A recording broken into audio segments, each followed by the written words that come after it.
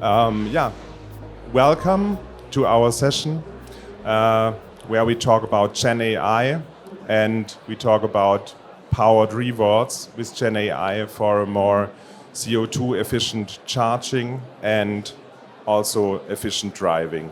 So I see a lot of motivated people here, young talents, visionaries, eventually. And what we want to present today, we are from the Predevelopment department of BMW. That means we develop technical products.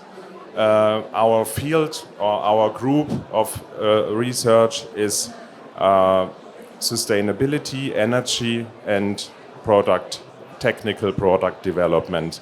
So we are really glad that you join our session. And yeah, I first want to introduce also Juna.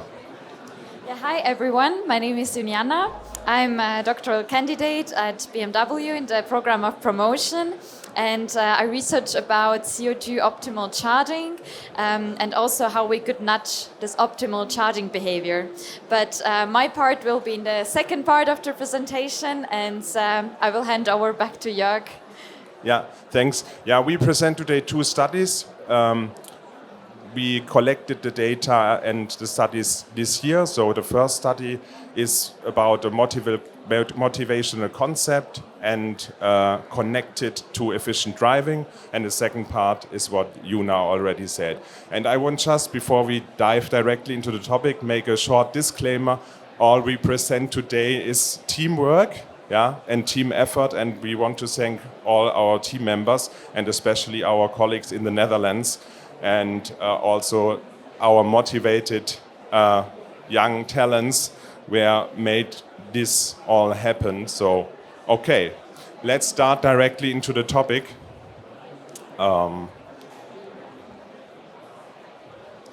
Why are we doing this all? So it's all about CO2 in the use phase of cars. It's kind of like bring the footprint down. And we thought, okay, how can we attack these emissions in the use phase? They are clear there. So how can we do that? It should be, of course, fun, not punishment for the people, for our customers, on the one hand. On the other hand, we want to really contribute to shaping the life cycle, especially the use phase of our cars. And we said, okay, let's develop with GenAI always evolving artworks and connect them with relevant features. So we connected this with efficient driving. I show that later also in a car where we implemented it. And we want to achieve with that long-term engagement for our customers, so that they really see, okay, I can do something for our life cycle or for their personal footprint as well. And of course, we want to promote eco-friendly habits. What is our vision here? We just talk about two topics today, efficient driving and optimized charging in connection with the motivational concept, but we are also kind of like an open framework. We want to connect even more features to this. So it's also possible to connect features about safe driving or other features about occupancy rate, for example, can be even more sustainable at the end. And we just to show it really, really elementary from the beginning, we just said, okay, something needs to grow, something needs to evolve for the customer, that they understand, okay, this is connected to my behavior. So we just generated personalized high-quality images, and we could make it possible that you can unlock it after your drives, that you see even more and more of these pictures. So this is just our workflow, what we did this with Flux Schnell, created high-quality images based on the matrix of the driver. The second thing here was the quality check, if we can send this out, and then we morph these pictures together to video. I think this was developed already end of last year, beginning of this year. So I think nowadays you could do it directly with video generation. If I look at developments there. So, and what did we do here? We connected this with trip data. So that means if your trip is more than 90% driven in green mode, then you are able to get the artworks on top. And this is just from a field study, examples, what we showed our participants in this study. This was not rolled out. This is a pre-development project, so we just want to see how that works and how much impact we can deliver. You have a question? Wait a second. So, but where is this displayed? Is it on the screen? Can you see it?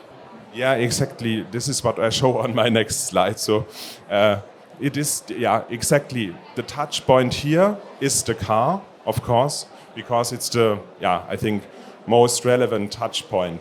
Also from the study, people said, hey, come on, where is my artwork gone? So they want also to collect it up front. Here is the implementation to answer your question in the Mini, because it was more or less 130 participants we could recruit for this study, and here you can see more or less this is a kind of travel book what we showed over there, just to show step by step what you can get if you are sustainable in your behavior with your car. So the people could easily understand it and loved it at the end. But what was the result at the end? We just did this 4 weeks. 1 week baseline to check then data also before and during the challenge phase where we showed the artworks. And we could collect in this phase more than 5,000 trips. We are really almost driven 80,000 kilometers with this 130 battery electric vehicles, and we could finish more than 400 artworks over there. And that means in average it was more or less 4 artworks per participant. And there was a fun fact, because this was a manual flow. Now we industrialized it a bit and it is now more automatic. But our working student was really sometimes a little bit in a rush, because we had some power users who created more than 20 videos over there. And this is the average of the green trip ratio what I want to show here. And I think you can really guess where we started with the artworks, because you can clearly see it's here. Because what I'm really happy about is the lowest point here in the challenge phase, where we could show the artworks, is still higher than the highest point in the baseline phase. So what does this mean overall? To sum up, we could increase the green trip ratio, this was our key finding, from 25% in the baseline to 39%. And our hypothesis was verified, that we can change the behavior of people just with creating fun and artworks.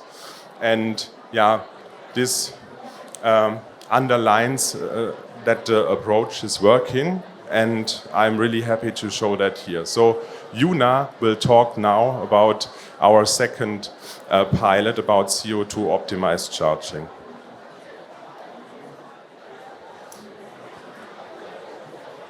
So hi, I will take now over from here. Thank you, Jörg, for the nice introduction. So now we will talk about charging, CO2 optimal charging. And in the scope of my PhD dissertation at BMW, we conducted another field study, or so-called field experiment, about how to nudge EV drivers to charge at green times, or the times where there's more renewable energy available. And let's maybe start with the overall motivation, why we even started to to do such a project. So I think many of you have heard already there is intelligent charging or so-called smart charging available for the home charging, but usually it's just price automated and not optimized according to CO2 signal or CO2 information. And also, even when it's already there, it's not as widespread commercially, so that everyone would use it in every region. And so with that, we also saw that there is overall lack of awareness. So some people say that, yeah, I already bought an EV. I have even maybe green electricity tariffs. So I've done everything I can do for sustainability, but actually it's just the beginning. So you can still see how you could optimize your charging behavior so that you would actually use green energy for your charging.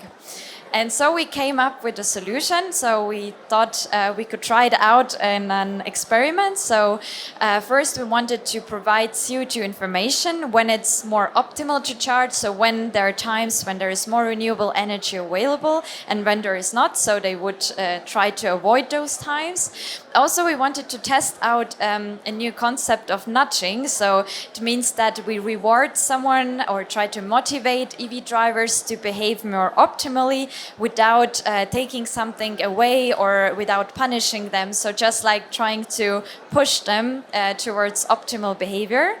And also we wanted to see if we could contribute with that and actually save up some CO2 emissions in public space as well as private space and try to calculate those savings as well. So for that, we posed a research question if we can effectively nudge EV drivers in the way so that they would align their charging sessions with suggested optimal time slots. And we set up a pilot project in Netherlands with 355 EV drivers. And it was conducted this year from April to end of July. And there all the participants had the access to a special feature called COOL, so CO₂-optimales Laden, but in Dutch, so CO2 optimal charging. And also, they could register on our BMW labs, so we could gather all the quantitative data, so the vehicle charging data we needed. But in the second step, we also wanted to gather further insights, so like the feedback of our participants, what they think about it, how aware are they problems of charging or pain points of that. And so we conducted further interviews. And so with that, we had a nice field experiment set up. We had those 350 around-ish drivers who we then randomly assigned to the control group and 3 treatment groups in order to look for the effect for the every nudge. So if it's effective enough, and when yes, then how big is the effect when we compare that to the control group. So I would now show you the setup in more detail. So we had 3 groups, and the first group was the forecast group, so the first intervention group. So that means they received 24 hours in advance information hourly. Per every hour they knew if it was an optimal time slot or not. So we'll show you later how it looked like exactly in the app, so you get a better picture about it. In the second group, on top of that, we also show charging statistics. So it was some kind of personal feedback. So how often you had optimal charging sessions and how was your trend in comparison to the last week. And the third group, that was the coolest one because they also got some gamification. And there they got the possibility to collect the points and then receive badges and also achieve different levels. So I would now show you how it looked like in our pilot app, which is called 360 app.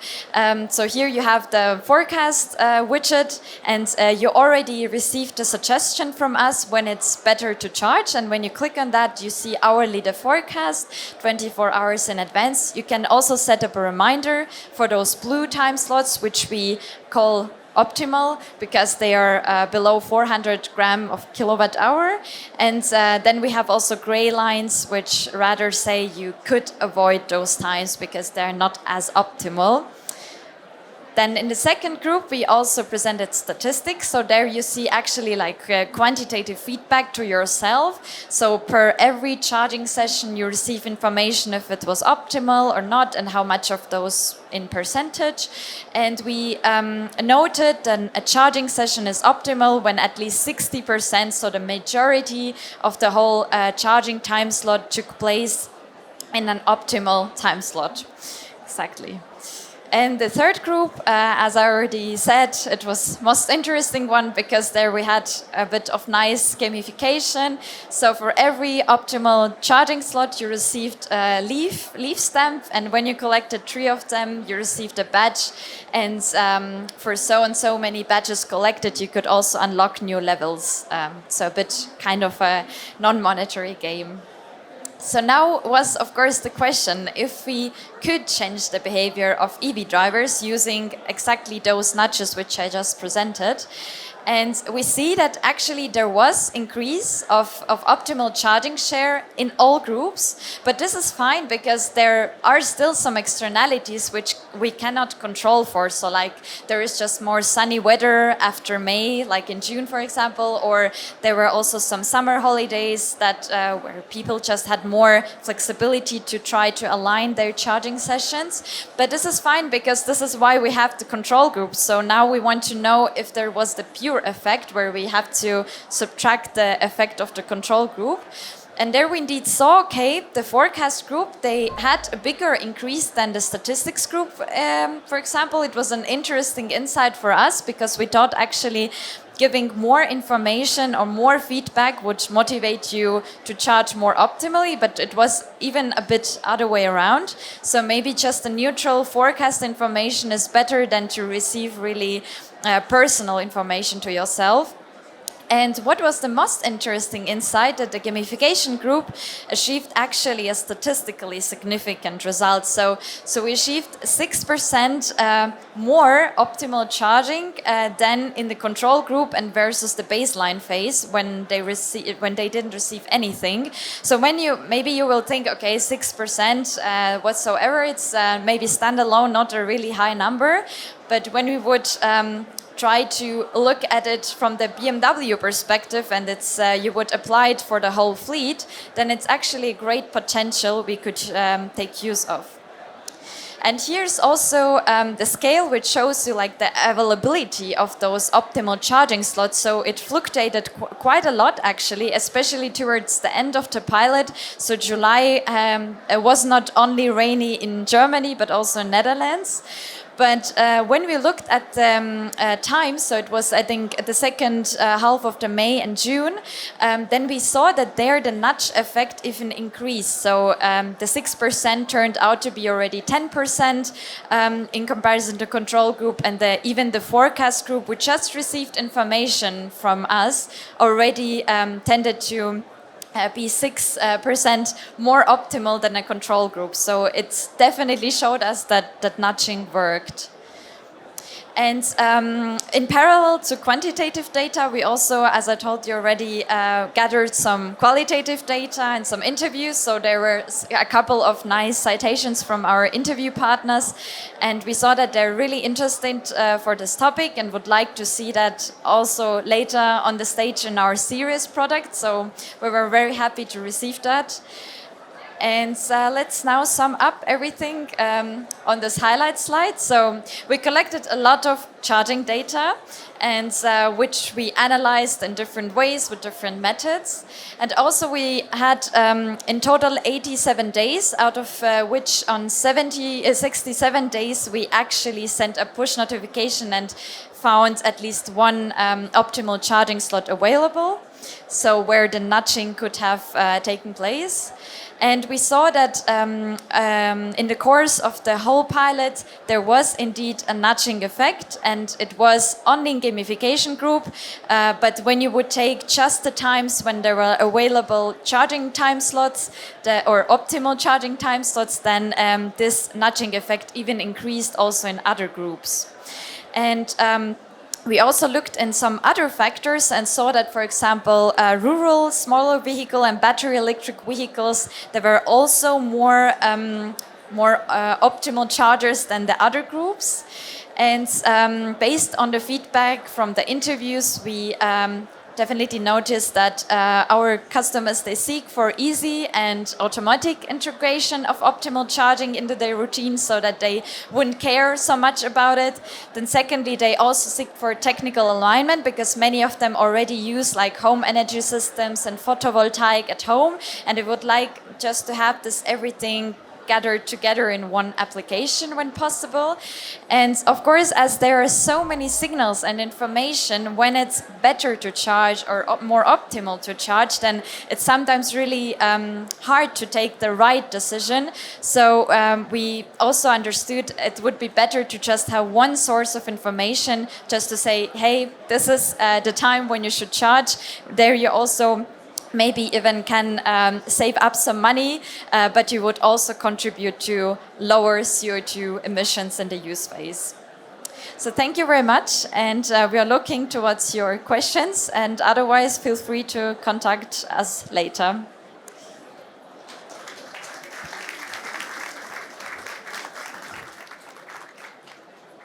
I can tell you working for a German company because you're so on time. That's very impressive. Thank you guys so much for your keynote. Does anybody have any questions? There's so many hands, guys. Hi. Das hört man besser. You can hear this one better on the stage. So, hi, thanks for the talk. It was very interesting. I'm Bruno. I'm a machine learning engineer. Can you hear me? Louder, yeah. Okay. So first of all, I think it's very cool that you're using kind of a reinforcement learning kind of approach to humans, right? With this rewards-based approach for both of the projects you just showed. It was really interesting. And my question is actually for the first project. And I was wondering if it's not a bit of a, in a way, an overkill to use GenAI for what you're trying to do. Because in my opinion, nowadays people are trying to use like LLMs and GenAI and AI like for almost everything. And it's quite expensive in computationally speaking, right? Like billions of parameters, you have to think about quantization and stuff like that when you actually deploy the models for the inference part of the images. So, and also like in the second part of the project, like you showed your baseline, right? Like that's a very important part of every AI project, to have first a baseline and then to use the AI solution. So I was wondering why not just, or if you try to use this kind of baseline approach with like normal images, like non-AI generated, which would, for instance, like at least in my imagination, could achieve a similar approach or a similar results, right? And it's not so computationally expensive then to compute at inference time, especially like I'm well aware that, or I assume you were the IAA like a few weeks ago. And like the lagginess and the part of the software and the interface then where you click the buttons, it's a main issue still in many of the electric cars nowadays. So I was wondering if this like also could affect like a lot at the end the lagginess of the interface, and if there's not maybe a more simpler approach that it's not so cool like GenAI, that's true, but yeah, to achieve the similar or same results, which are very cool by the way. Thanks. Yeah, thank you for the question. I think it's a really good one, and you are completely right. So we really take into account if we can make the same effect without a video at the moment. We test this at the moment. We have some test cases with that, and also to save resources on that, CO2 and of course costs as well. So we take both into account. That's clear. So but we haven't set up a study for that to show the difference, yeah. But of course, on top, the first part of your question, as you said, okay, can we think also about other stuff? Also, default settings are really important for stuff like that. So eventually, we can just change the default settings. This is also kind of measurement for doing so. So yeah, but we calculate that in the background if we need GenAI for that, or how can we make this easy to save resources on that end as well.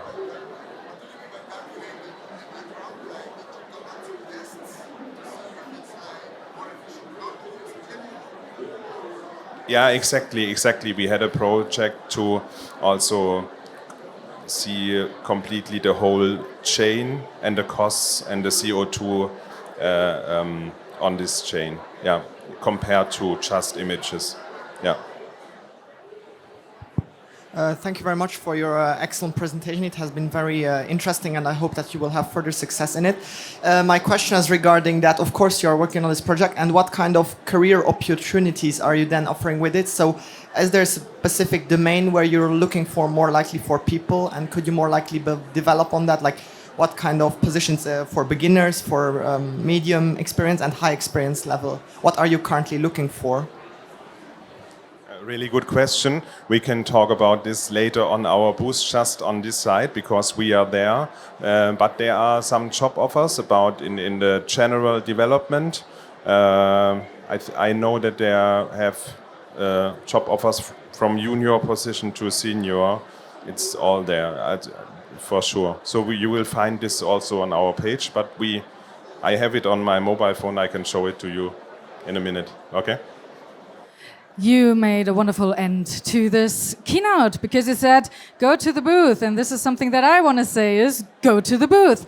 It's not very hard to find. If you see a car, you're right there. So if you have any other questions, you can obviously ask both of them or all of the colleagues for answers to your burning questions. And thank you both so much again. A big applause for you.